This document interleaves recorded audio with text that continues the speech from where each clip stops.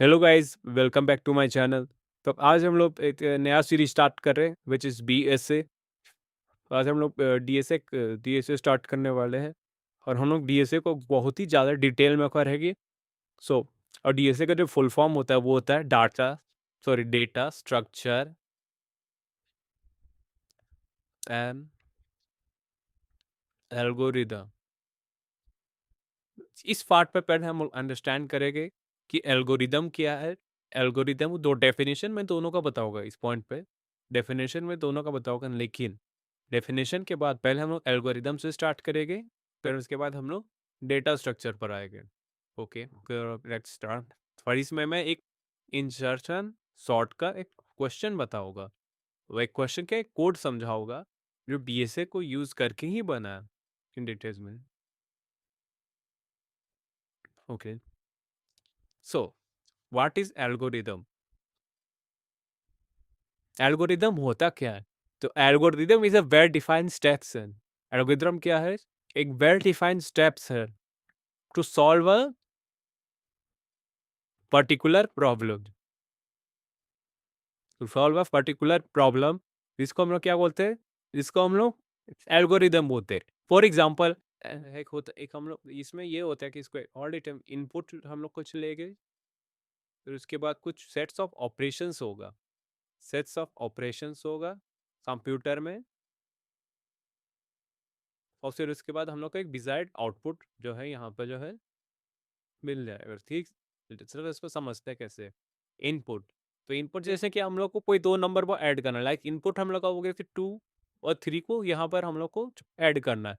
तो यहाँ ऑपरेशन क्या हुआ, 2 + 3 हुआ विच इज इक्वल्स टू 5। मतलब यहाँ दिया, मतलब जैसे कि फॉर एग्जाम्पल हम किंडर गार्डन में चल जाए, लाइक 1 2 और फिर 1 2 3, तो दोनों अगर इन दोनों का जोड़ दें हमारे पास कितना लाइन है, 1 2 3 4 और 5। ठीक, तो यहाँ पर 5 जो है आउटपुट जो है यहाँ पर आ गया। ये बेसिक अंडरस्टैंडिंग यहाँ पर हम लोग को लेना है कि एल्गोरिदम क्या है। एक वेल डिफाइंड स्टेप्स है to to solve a particular problem, इसको हम लोग बोलते हैं एल्गोरिदम। अब हम लोग यहीं से समझिए कि यहाँ पर डेटा स्ट्रक्चर क्या होता है।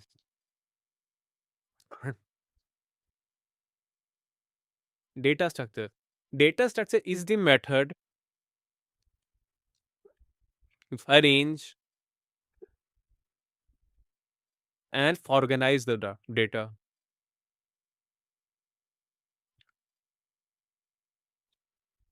फॉर एग्जाम्पल हमारे पास बहुत टन्स ऑफ अमाउंट, लाइक एक लाइब्रेरी में तुम जाओगे तो वहाँ पर क्या होता है, एक लाइब्रेरी में जाओगे तो वहाँ पर जितना बुक्स है वो एक ऑर्गेनाइज मैनर में, लाइक वहाँ पर एक पर्टिकुलर कोई सब्जेक्ट का बुक है तो एक अलग तरह पे, फिर उसके अंदर और भी कुछ इन डिटेल में चाहे तो वो भी एक अलग तरीके, तो वो एक ऑर्गेनाइज मैनर में, तो वहाँ से एक्सेस करना ईजी होता है। लेकिन अगर हम लोग अपने घर में देखें तो हम लोग का जो बुक्स रहते हैं वो कभी भी ऑर्गेनाइज नहीं होता है। तो हम लोग का घर और एज कम्पेयर टू द जो हम लोग के घर में जितना बुक्स है और as compare to the library में जितना बुक्स है, उन दोनों में सोचो कितना डिफरेंस है। तब भी कहाँ पर हम लोग डेटा इजीली एक्सेस कर पा रहे, लाइब्रेरी में। क्यों? क्योंकि वो इजीली ऑर्गेनाइज्ड है और वेल अरेंज्ड मैनर में है, तो इसीलिए हम लोग यहाँ पर डेटा स्ट्रक्चर भी इंपॉर्टेंट है।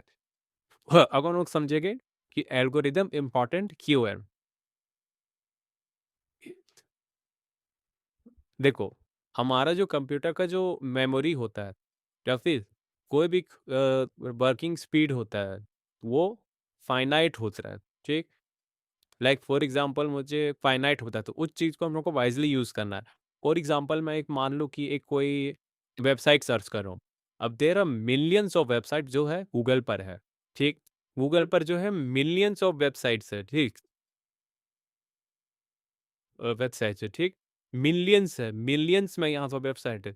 तो अब मैं कोई एक पर्टिकुलर वेबसाइट सर्च किया, तो मुझे वो उस वेबसाइट में कैसे तक पहुँचेगा, उसमें क्या कोडिंग हो रहा है इन द बैक एंड, क्या प्रोसेस चल रहा है, वो एक एल्गोरिदम ही एक वो सॉफ्टवेयर इंजीनियर डिजाइन करता है सो डैट कि वो वहाँ पर जल्दी से पहुँच जाए। अब फॉर एग्जाम्पल एक जो एग्जाम्पल हम लोग देख लेते हैं कि मान लो 5 एक लीनियर सर्च पे, यहाँ पर मैं एग्जाम्पल समझाता हूँ, और एक बाइनरी सर्च पे, ये भी हम लोग आ रहे कंसेप्ट में।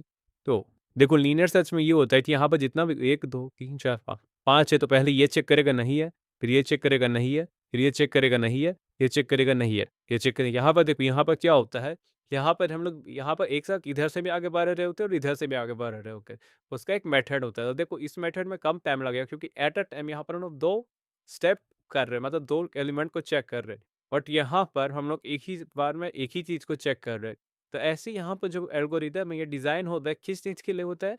एल्गोरिदम इसलिए डिज़ाइन होता है कि यहाँ पर पहले हम लोग उसका जो काम है वो आसान कर दें, फ़ास्ट कर दें और मेमोरी यूज़ जो है, डेटा जैसे डेटा स्ट्रक्चर हम लोग यहाँ पर पढ़ेंगे तो इसका मेमोरी यूज़ जो है एफ़िशिएंट बना दें। ठीक? तो अब हम लोग आगे बढ़ते हैं। तो आगे बढ़ते हम लोग पढ़ेंगे इंसर्शन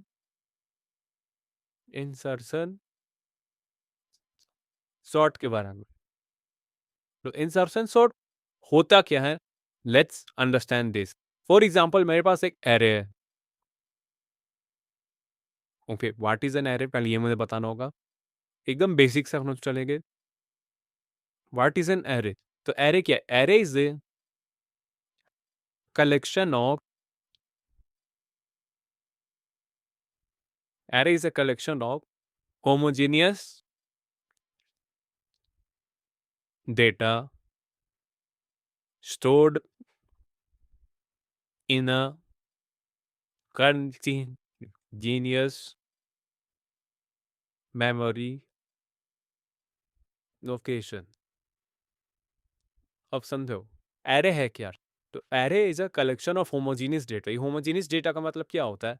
फॉर एग्जांपल ये देखो ए वन स्पेशल देखो, ये जो तीनों जो डेटा है ये अलग है। कैसे? ये जो है कैरेक्टर डाट डेटा है, ठीक? ये कैरेक्टर रिप्रेजेंट, ये जो एक न्यूमेरिकल डेटा इंटीजर डेटा मतलब एक वैल्यू को रिप्रेजेंट कर रहा है। ये जो है स्पेशल सिंबल है, एक स्पेशल कैरेक्टर डेटा है जो एक सिंबल को रिप्रेजेंट कर रहा है। इन दिस केस यहाँ पर जो है डॉलर है, यहाँ पर रुपीज़ भी हम लोग ले सकते हैं। ठीक है, ये हो गया। और कंटीन्यूअस लोकेशन मतलब अगर रैम में हम लोग देखें तो रैम जो होता है बेसिकली ऐसे ऐसे जो है डिवाइडेड रहता है। मतलब अगर एक एरे का डेटा यहाँ स्टोर होगा दूसरा वाला यहीं स्टोर होगा, तो यहाँ पर कहीं स्टोर नहीं होगा, यहीं स्टोर होगा। और एक यहाँ पर है तो यहाँ पर स्टोर होगा, दूसरा यहाँ पर स्टोर होगा, पांचवा फिर नीचे आ जाएगा। तो ऐसे ऐसे करके जो है डेटा जो है स्टोर है, तो इसको बोलते हैं कंटिन्यूअस मैनर में स्टोर है। ठीक, अब हम लोग समझेंगे कि क्या होता है। ओके, श्योर, चलो। ओके, तो यहाँ पर अभी हम लोग एक वो लेंगे, क्या उसको बोलते हैं? एक मैं पहले एक ड्राइंग करके आता हूँ, फिर नहीं चलो तुम तो छोड़ो। नहीं हो कोई शिकवेन नहीं स्पोर्ट हो छोड़, ऐसे ही बनाते हो हाथ से।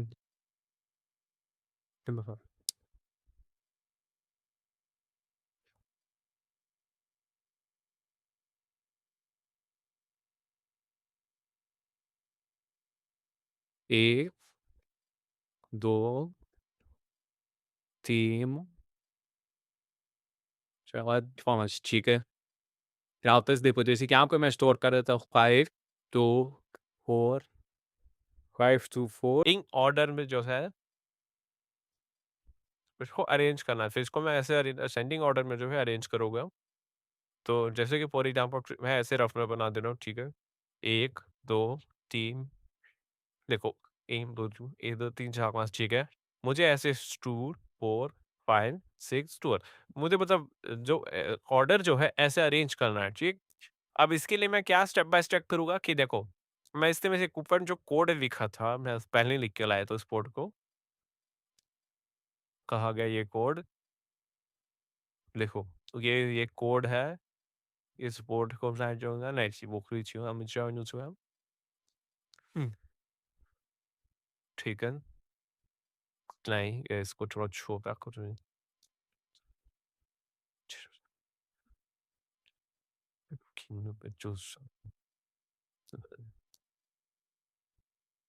हाँ, तो ये जो है बेसिक कोड है कि मुझे इससे ये जो एरे है इसको पढ़ना है, ठीक है? अब देखो यहाँ पर पहली बात तो 1 सेकंड। देखो, यहाँ पर जो है तो एक कांसेप्ट हम लोग समझेंगे कि देखो ये पहली बात है, एक रफ ये एकदम सही प्रोग्राम है नहीं, ये हल्का गलत है कि यहाँ पर जो है ना 1 होना चाहिए, क्योंकि इंडेक्सिंग जो स्टार्ट होता है वो 0 से स्टार्ट होता है। बट हम लोग यहाँ पर इंडेक्सिंग मतलब एज्यूम कर रहे हैं। देखो यहाँ पर मैं लिख दे रहा हूँ, एज्यूम कर रहा है कि 1 से स्टार्ट होगा, ठीक? ओके, कब समझते हैं कैसे करना? देखो, यहाँ पर हम लोग समझेंगे j इज़ इक्वल्स टू 2। यहाँ पर हम लोग को 3 वेरिएबल बनाना पड़ेगा। तो पहली बात इस पूरा टर्म को ही हम लोग कॉपी करके फ्रेश पेज में एग्ज़ैक्टली ओके, ज़रूर दिख रहा है। चलो, हमारा गोल क्या है? इससे इसको ही बनाना है।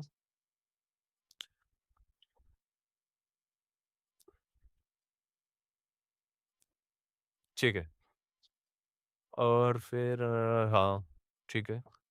अब देखो समझ पे, ये जे वेरिएबल है, ये मेरा होगा की वेरिएबल, ठीक है। रुको इसको डेट से सबको, ये होगा की, ये होगा जेन, यहाँ पर जो होगा मेरा आई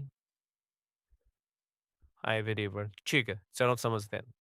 जे इज इक्वल्स टू टू, मतलब जे पर मैंने जो वैल्यू है टू स्टोर कर दिया, तो टू स्टोर करके मतलब यहाँ इंडेक्स नंबर पर है, तो इंडेक्स नंबर पर मेरा क्या है यहाँ। अब key is equals to A dot J, तो ए डॉट ए जे, तो जे यहाँ पर आ गया, तो यहाँ पर ए जे टू है, तो मतलब की में मुझे टू स्टोर कर देना है, टू स्टोर हो गया। आई एक वेरिएबल है जो हम लोग क्रिएट किया, तो जे माइनस वन, तो जे का वैल्यू क्या है two minus one, which is मतलब वन, ठीक है।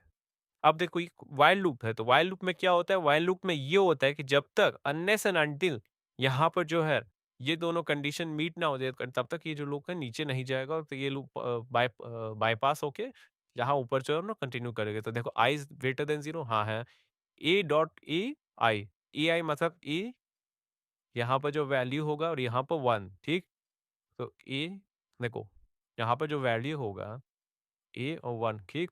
ओह, इज लेस देन क्या, is greater than equal to key के बड़े, की का वैल्यू हमारा क्या टू, क्या बड़ा है मतलब five is greater than two. हाँ, तो दोनों कंडीशन टू मैच हुआ। फिर हम नीचे चल गए, ए आई प्लस वन, मतलब ए में हम लोग आई का वैल्यू वन है, आई का वैल्यू वन है, और one plus one which is two हो जाएगा। Two is equal to A I, A one, मतलब यहाँ पर हम लोग क्या करें, five is equals to two, मतलब यहाँ पर कैसे समझाओ, ए जो टू में है, जो यहाँ पर जो वैल्यू है, वो जो यहाँ पर जो वैल्यू है, यहाँ पर मुझे, यहाँ पर जो है मुझे क्या स्टोर करना है, इस लोकेशन, मतलब इस लोकेशन पर मुझे क्या स्टोर करना है, मुझे ए वन का वैल्यू विच इज़ फाइव। तो यहाँ पर जो वैल्यू होगा, अब यहाँ से हट के यहाँ पर क्या वैल्यू हो गया, फाइव वैल्यू स्टोर हो गया, ठीक। ये हम लोग का पहला बार हम लोग लूप चला रहे, इसीलिए ऐसा हो रहा है, फर्स्ट टाइम लूप चला रहे। नो, सेकेंड टाइम अगर लूप हम लोग चलाएंगे तब समझते हैं यहाँ पर क्या होगा। अब समझो, नहीं नहीं, पहली बात ये पहला ही रूप हम लोग चला रहे हैं। अब देख, आई माइनस वन, तो आई की जो वैल्यू है जो वन थी, अब उसको हम लोग क्या कर रहे हैं, I one minus one which is zero कर दिए, ठीक। अब ए आई प्लस वन, तो ए आई प्लस वन मतलब जो अभी जीरो थी, यहाँ पर जो आई की जो वैल्यू है, अब यहाँ पर क्या हो गया वैल्यू, वो जीरो हो गई है, तो जीरो हो गई है। तो इसको एक नेक्स्ट पार्ट में हमें समझते हैं, क्योंकि वीडियो लंबा हो जाएगा, मुझे एडिटिंग करने में प्रॉब्लम होगा।